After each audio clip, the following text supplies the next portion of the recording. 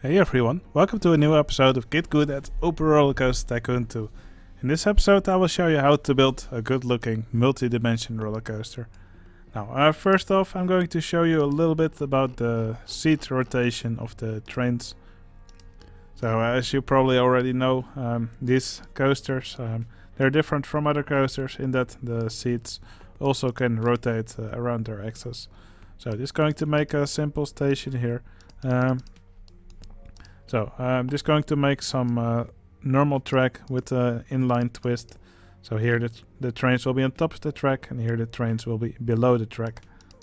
So just going to make a simple circuit here. Oh wait, I should rotate the trains back before we get to the station. All right. Okay, we have a train here. I will just move it through the track right now. Okay, as you will be able to see here, well, I will give the trains a different color. Okay, so here you can see the seats of the train. As you can see here on this track where the trains are on top of the track, the guests will be facing backwards. And they will be sitting upright, so their heads will be pointing up, their feet will be pointing down. So that's important to remember. The guests will be facing backwards for this section of the track. And if we were to rotate the seats 180 degrees here, then the guests would be upside down, with their heads down, feet up in the air. That's definitely not a position where you want to keep them well on top of the track. So while they're on top of the track, usually 0 degrees is a good rotation for the guests to be, if you're gonna keep them there for a while. Okay, here we're going upside down, and so while the train is upside down here, you can see the guests would be facing downwards. So yeah, their face would be pointing towards the ground, the feet up, while facing backwards. So that's definitely not the position you want the guests to be in if you're gonna keep them upside down for a longer time. So what I always advise when you're building upside down or a track where the train is below the track. So here I will just quickly remove this track. So already during this twist I'm just going to already rotate 90 degrees, and for this track here I'll make sure it's plus or minus 180 degrees. So what this means is that the seats will be flipped upside down while going through this inverted track. I will do the same for this flip. I will change it to 90, and here it's 0 again. So what will happen now is here the trains will be on top of the track, 0 degrees, so the guests will be sitting upright while facing backwards. And here the train will flip, and the seats will also flip 180 degrees. So let's quickly show what happens here. So in this flip, the seats also flip. And as you can see, the guests would be sitting upright now, a good position for them to be in, a comfortable position for them to be in. And they will be facing forwards now. So yeah, it actually makes sense for most of the track to be with the train below the track, because then guests will be facing forwards, and that's a good position for guests to be in a roller coaster. Now yeah, the same goes for if your train is on top of the track and you go vertical without changing the rotation. Yeah, the guests would be facing backwards here. So on the vertical track, they will also be facing backwards. So they would actually be looking towards the ground. And if your track goes vertically down, then the guests would actually be watching the sky. And in this, well, yeah, just add or subtract 90 degrees to know in what kind of rotation your trains will be if the track is in a different orientation. But a good rule of thumb is to keep the seat rotation at minus 180 degrees or plus 180 degrees while the track is inverted like this. Okay, now that we've gone through this, I think it's time to that we actually build a little layout of our own. Now there's only 3 of these, I believe, that were actually built in the world, and they all have kind of a similar layout. If you're gonna go for a realistic layout, now then probably your layout will probably look a lot like the layouts from other people. So yeah, you really shouldn't be afraid to mix up the elements a bit just to make it more of a unique coaster. It's no fun if all your layouts, if everyone's layouts just look the same. So yeah, just going to make a lift hill here. You can actually go really high up with these coasters. How high up you go is really up to you. I think 40 meters, 37 is high enough, but it really depends on how much space you have and yeah, how extreme you want your multi-dimension coaster to be. Now the real ones all sort of have a small pre-drop, after which they go into a vertical drop like this, and then yeah, here you can see a limitation of these coasters. They don't really have smooth transitions into horizontal track from steep track. So you could just yeah, smoothen the track out yourself, somewhat like this. I personally don't really like the way this looks.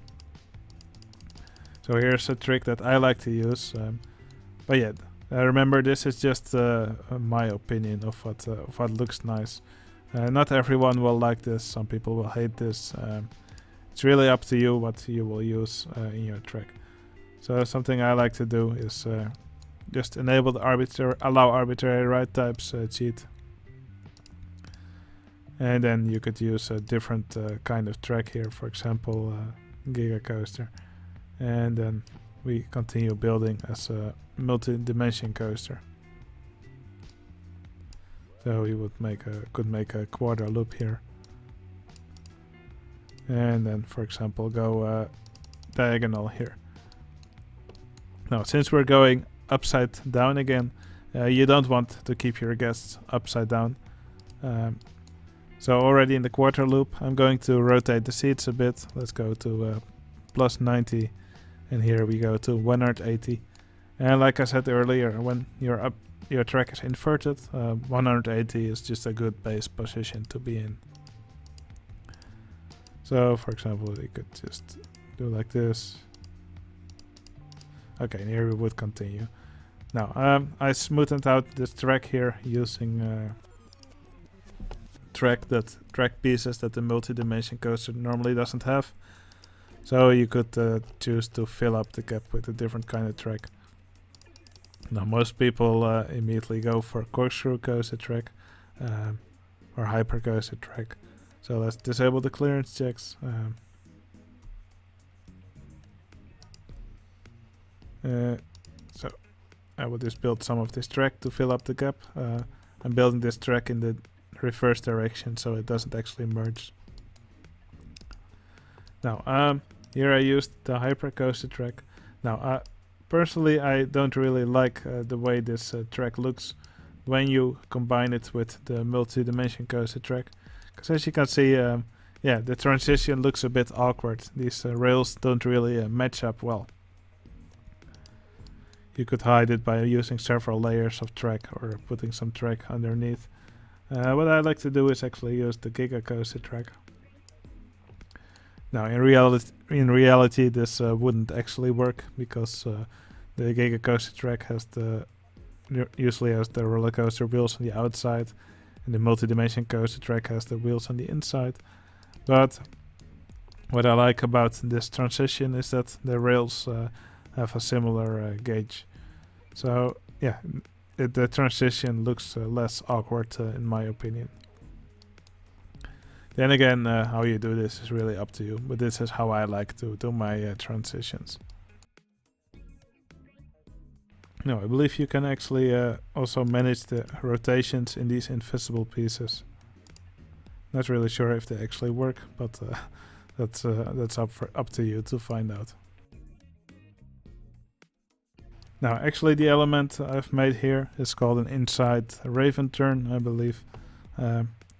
Basically, the train comes up here on top of the track, and then here it does a half a rotation in a half loop, and then it stays inverted. So this is called an inside raven turn, and it's one of the elements that you probably should have somewhere on your multi-dimension coaster. It's an element that makes these coasters unique, so definitely a good idea to have that on your coaster. Okay, here's an other element that's good to have on your multi-dimension coaster. So just going to make some steep track upwards, and here I'll do a half rotation.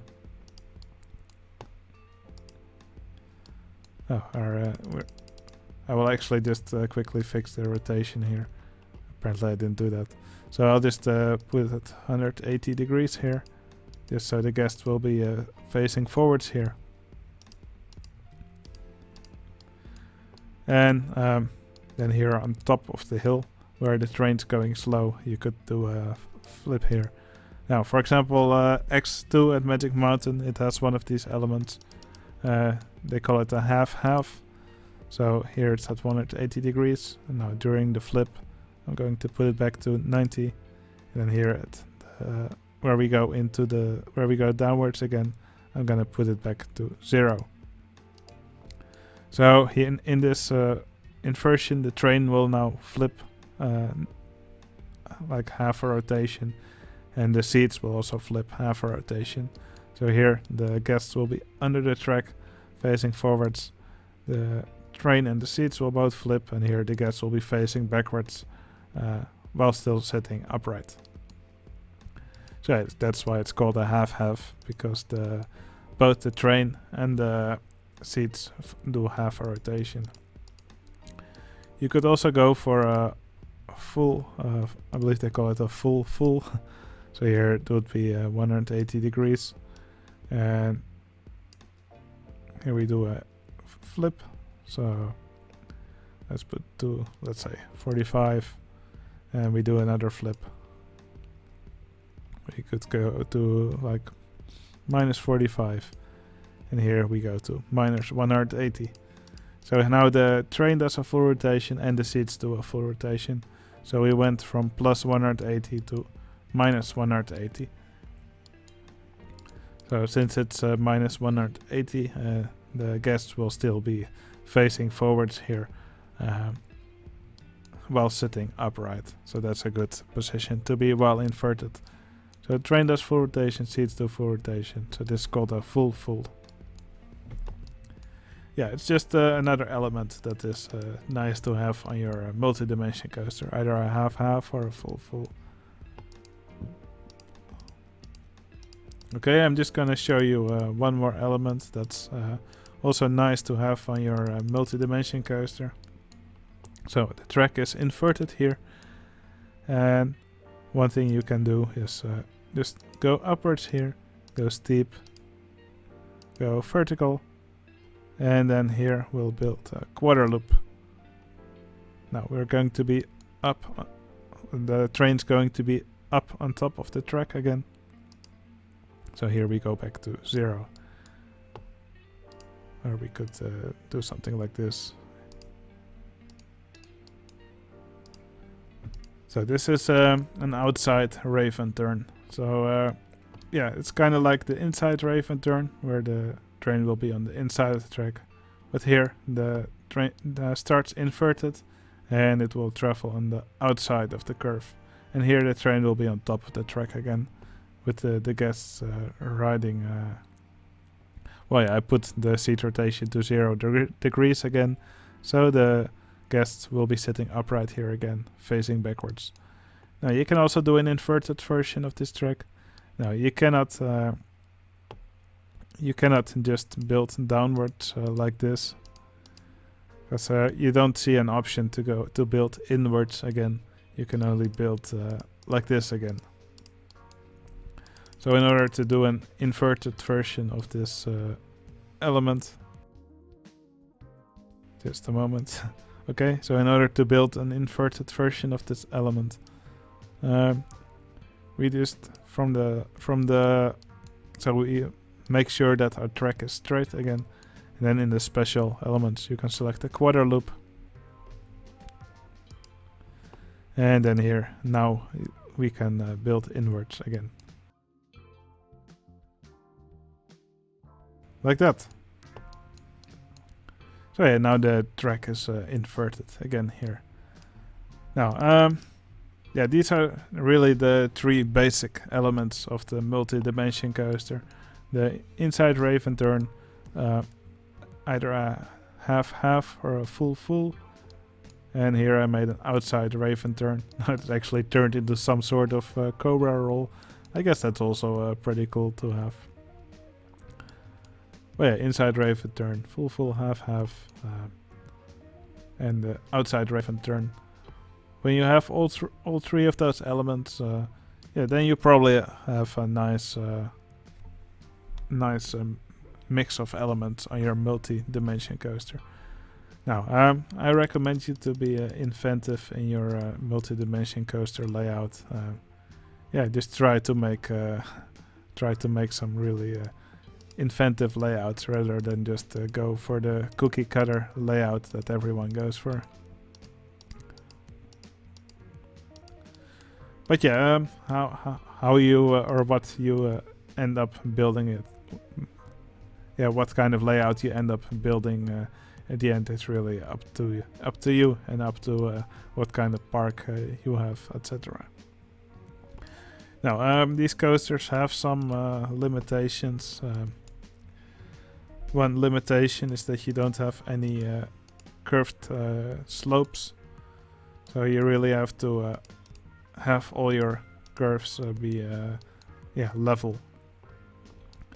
Yeah, what you can do is what I like to do is to use on these coasters I typically use more diagonals than I would on a normal coaster, just to sort of still make it look nice and curvy and flowy. Another limitation that you have as well, for the track that's on top, you can actually make helixes that go upwards, but for the inverted track you can't. You can only build your track straight, level. So that's another limitation you may need to take into account.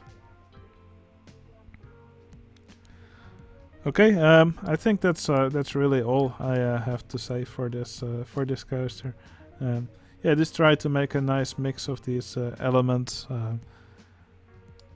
You don't have to make the first drop like this. I actually recommend you to try and do it in a different and more creative way. Yeah, and I think with these tips you should be able to make a nice layout for your coaster. Now, for all these elements, just try to make sure that the coaster takes them at a reasonable speed. And then if you don't do anything crazy, if you keep your G-forces in check, then yeah, you should probably end up with a coaster that has an intensity rating of somewhere between 9 and 10. These coasters typically have a big intensity or a huge intensity rating. So yeah, keep that in mind. Don't do anything too crazy, and the guests should love it. Alright, yeah, that was really everything I had to say for this coaster. If you're building one of these, I wish you the best of luck, and yeah, I'll see you again in the next video. See you later.